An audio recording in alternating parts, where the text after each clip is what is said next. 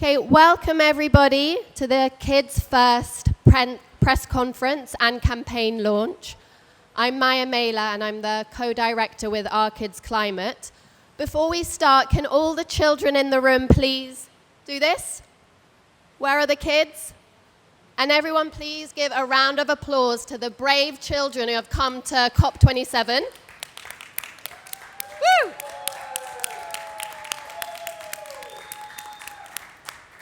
It's hard enough for us adults being here, so I really salute the children.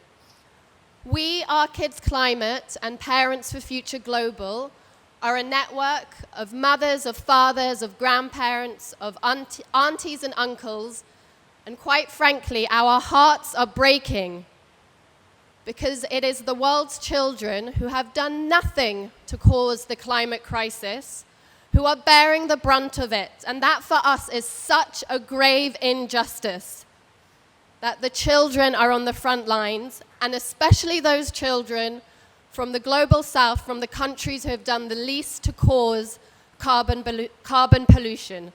And we're continuing to burn fossil fuels, even though we know the impact that it has on our children's health and on the health of our planet. So today you're going to hear from mothers from all around the world, and also from very brave Sophia from Dominican Republic. Woo! Go Sophia! And we're also going to screen a beautiful film which has been such a labor of love, which captures children's voices from around the world. So we're going to start with our first speaker, and we're so honored to have Dr. Maria Niera here, a wonderful ally, doctor, healthcare professional, all-round brilliant human being. So over to Maria. Thank you so much, and the honor is mine. I mean, we have been fighting for a long time at the World Health Organization to make sure that people understand the connection between pollution, climate change, and our health. And today, if you go to the health pavilion, you will see a sculpture representing our lungs, because we want to make sure that everybody understands that the lungs are really at the center of this lack of action or a lot of action. When the lungs are affected by the pollution, we have 7 million premature deaths every year. But when those lungs are the lungs of the kids, that is particularly painful. There is nothing that will generate you more anxiety, more stress than see a child with an asthma case. I used to be a medical doctor, a physician by training, operating in very difficult situations, and nothing has caused me more stress than see a child suffering a very acute case of asthma. The thing is that we can treat asthma, fine, but what is the point of treating asthma if we send the child back to a very polluted environment? That's why we think that bringing the health argument, this can be the best motivation ever that we can have to elevate ambition and action on climate change. In addition to that, I started to get very optimistic that we will find solutions to this the day I met the moms. The day I met this group of moms, I say, now we are on business. When a mom is fighting for the health of his child, her children, what else? I mean, what other force, what other power in nature you will find? Nothing worse or better than a mom fighting for the health of their children. So now I have a lot of hope that we know that these moms will make all of this irreversible. This battle will be the one that we are going to win, or as mothers, we will fail. And we don't want to fail the health of our children. So thank you very much for inviting me. Thank you very much for putting the kids at center to remind all of us the urgency of this, the level of ambition we need to raise, and the speed. Thank you very much again. And bravo for what you are doing. Bravo. Thank you so much, Maria. It's true. Don't mess with a lioness. That's what we like to say. So now we're going to go over to Sophia, who's 13 years old and who's come from Dominican Republic. Over to you, please, Sophia. First of all, I want to thank on behalf of all the boys and girls who have come to participate to the COP to the COP27 champion, Mr. Mahmoud, and the COP26 champion, Mr. Nigel, for this wonderful opportunity to let the world know our concerns, ideas, and proposals on environment and climate change. We want to tell everyone that there is no more time, no more excuses. The planet cannot wait any longer for us to understand the signs that it gives us on a daily basis of how it is affected by pollution, lifestyle, and production. All this in exchange of wealth and money and power accumulation. What good are millions if we cannot buy clean air to breathe with them? What good is power to us if we cannot get water to drink with them? How can we call ourselves human beings if we destroy the possibility of existence of thousands of species with whom we share this wonderful planet? All girls and boys of the world deserve to live a dignified life on this planet, a life with food, water, air, and a healthy environment in harmony with all species. We want to tell world leaders to honor the leadership position that their people have given them, fulfilling the most important mission of their lives, saving our planet. Thank you.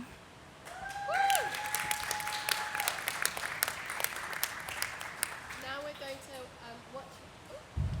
Can you hear me?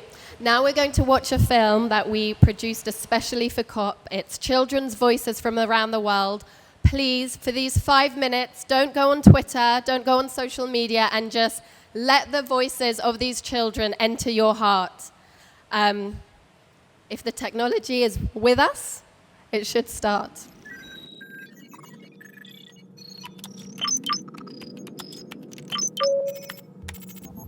Hey you! Yes, I'm talking to you. Do you see this? Reports are coming in from my associates all over the world. Ghana, Brazil, Botswana, hi, India, hello, South Africa, hello, Molo. The grown-ups at that big climate meeting need to listen to us kids and keep us all safe. You see, my friends and I are counting on you to do much, much better to keep our hopes alive. People around the world want this too. Leaders, please listen to kids' voices on our natural environment. Keep on planting trees for the next generation. We're the next generation. Our climate now is very bad if we don't do something about it. If we were in charge, things would be different. Friends, we're sending in the dreams. Me llamo Lea. Tengo 3 años. Me gustan las catarinas. I dream the world to be like very beautiful green trees, many animals, and there is clean and shiny water, and we can drink it very nicely. I wish for a world where there's fresh food, fresh fruits, fresh water, and also I wish for a world where there's fresh air to breathe. Miedibe musiama no kike amese sojon gana super. Miedibe musiama no agbe amese ajoda super. Miedibe musiama no agbe amese kivio da super dano tigai. Do you see this? Here comes the climate monster, gobbling up all our dreams.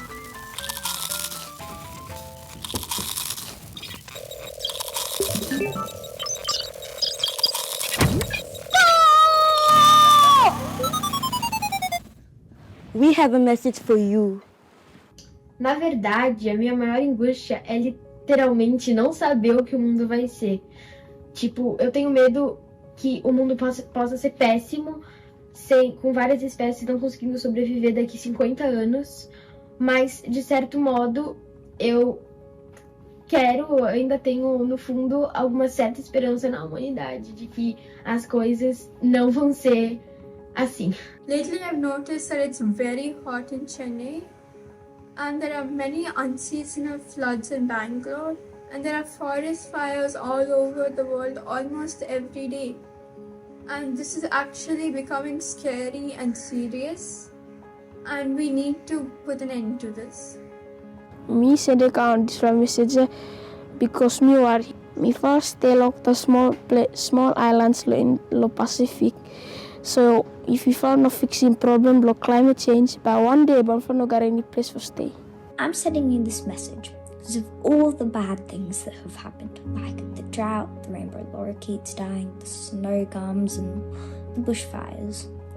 We could have stopped that if we had our eyes opened. And you can still stop that.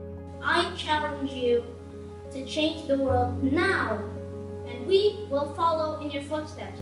Natural disasters affect marginalized communities the most. Because of floods, adults can't be able to go to work, and it also affects us as the youth. We can't be able to go to school. Without an education, we can't achieve our dreams.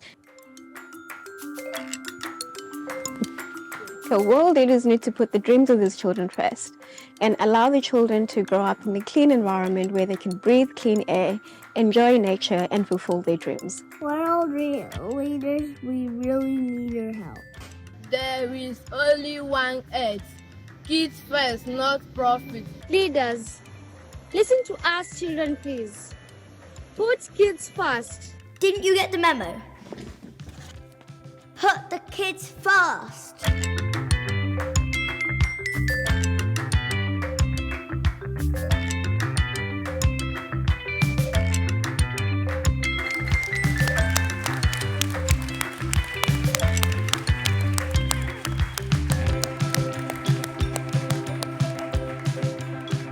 Put the kids first. The film is available. It's on YouTube. So if you go to Our Kids Climate, Parents for Future Global, you can watch the full film. And there were hundreds and hundreds of submissions from children from around the world. We couldn't put them all into the film, but we'll put them on social media. We have to get their voices out there.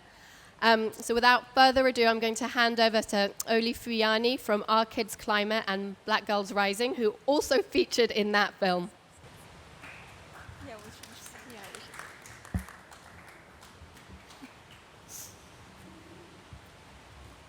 Thank you so much, Maya. I mean, being part of the making of that movie, having watched it, I don't know how many times, it still really hit hard, you know, especially when you hear the stories of how climate change is already, you know, affecting the lives of children, especially children from the global south.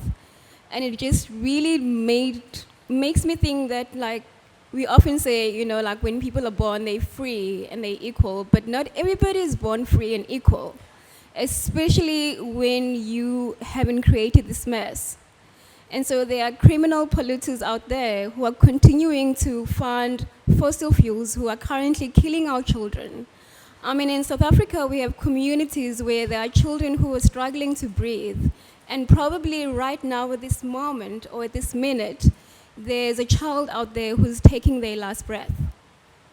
There's a child out there who's being displaced, who doesn't have a home to stay. There's a family who's probably have no idea where they're going to sleep because they've been displaced due to natural disasters. And therefore, we really urge the leaders to really put the rights of the kids in the forefront of action. I mean, we keep saying that we have time. We do not have time. I mean, the clock is no longer ticking. It has exploded already because we are currently seeing the effects. It's no longer about now. It's about yesterday. I mean, we as adults, we have a responsibility to really uphold the future of these children sitting here. I mean, when I was the age of Sophia, I was not even thinking about climate change. I was living my life playing in the streets, chasing butterflies. And I think that's all we want for these children, to really become kids and not to be sitting here at COP and fighting for the mess that they didn't create. Because it's us, the adult, that has created that mess. But also, I'm very optimistic because I know that with us uniting and really holding the government accountable, they can be changed. So we just need to keep raising our voices and keep holding those who are killing our children accountable. Thank you.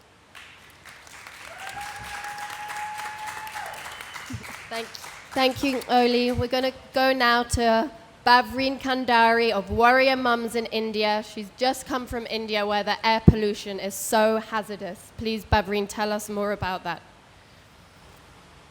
Hello, everyone, and thank you, Maya. And Dr. Maria, of course, she's truly an inspiration for us, at least somebody who's taken our voices forward. I am here from the most polluted city of the world, and even as I just came here, it was the AQI was in the most severe that we can see, that you can't even measure above 999. It was in that stage. The schools were shut down. There was, and this has been repeating for years, and it's a city where, with the studies now, I'm thinking of Dr. Arvind Kumar, I wish he was here, he said he would come, and every third child has damaged lungs. Every time I say that, I get goose pimples, because probably my children, daughters who are now 18, and I've been battling this for, say, 2 decades, but I've not been able to help them, and they have damaged lungs. So that urgency and that the desperation of the mothers is the reason that we are here, and stressing the leaders to keep the kids first in every decision. And why shouldn't they? Because they are parents too.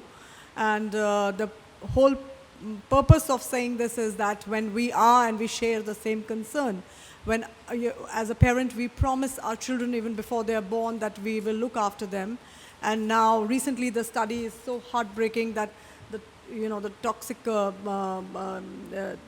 2.5 is there in the fetus, and it's in the lungs and the kidneys and the brain of the fetus as well.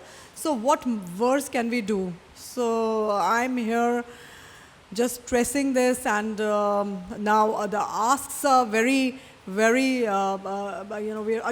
just keep repeating them for us. We realize so much that the health, like Dr. Maria said, that the health and air pollution it comes together. You cannot separate that. It took us years for us, even us, to know what are we asking for. And it's like the WHO guidelines, for example. We still don't have the revised, they haven't updated the revised version in my country, considering that we have the largest number of polluted cities in my country. So, we keep asking, we keep doing campaigns, we're writing legal letters. Should that be the case where children are literally choking or their future is getting damaged? So this is something that all the governments all over the world have to understand, that they have to prioritize health. And for whatever reasons, I'm here for air pollution, but it could be any reason. That is what is going to give us a brilliant economy, and you could save your trillions of dollars. And I used to always say 7 million people died. It's not even 7 now, it's close to 8 million people and died. But Dr. Maria corrected us at one point, and that was something I've learned that, no, we will be able to save those 8 million lives if we follow the guidelines. The fossil fuels have to go. Countries like mine, it's difficult. They are, talking of not phase out and phase down. We understand the challenge, but there's nothing a bigger challenge to see a lung cancer report for your child in your hands. I just hate to say that, and I don't know how many of us will have to be doing that, and it's not acceptable to anyone. So it must be prioritized, and we have to all work together, and that's why the parents have the strength, and we will all speak up. And I am the voice for a lot of mothers from my country, and who are also looking for this desperate need of clean air. Thank you. So from India to Brazil to our very good friends at the Alana organization. Thank you, Alana, for all of your support, and to Lais Fleury, who is a child rights expert and also a mom. All over the world, because kids, they represent 1/3 of the population of the world, and they are the most vulnerable and bad impacted by climate crisis. And in 2021, we had 1 billion of children and youth impacted by climate hazards, and these confirm how bad impacted they are by climate crisis. So we need urgent a cover decision for children at COP to incorporate their rights in climate change, in climate actions. This year we celebrate the anniversary of 30th anniversary of UNFCCC and has never ever had a decision that consider and protect children's rights. So we urgently need a children action plan to mainstream children's rights in all the mechanisms, procedures, and decisions of climate action. So we need to guarantee and give to children the future in the present. So let's fight to incorporate children's rights into climate action. Thank you. Thank you so much to all our wonderful speakers. I just want to say in closing, from an early age, we teach our children, don't we, to share. We teach them about fairness. We teach them about compassion. But where is that in the international system and in the international response to the climate crisis? Is it fair that in my country, Shell and BP are making record profits when the planet burns? And is it fair that rich countries aren't making good on their climate pledges? The fairness that we teach our children and that we aspire to has to now translate into climate action. And as mums and dads and grandparents, we're going to keep fighting for our children and all our children. And join us and let's put the kids first. So children, kids, please come up. We're going to unveil the banner and we're going to shout kids first and take some photos. So can all the kids and also Juliana and Patience and the rest of the delegation, the mums and Alana, friends, please come up for some photos. Kids first.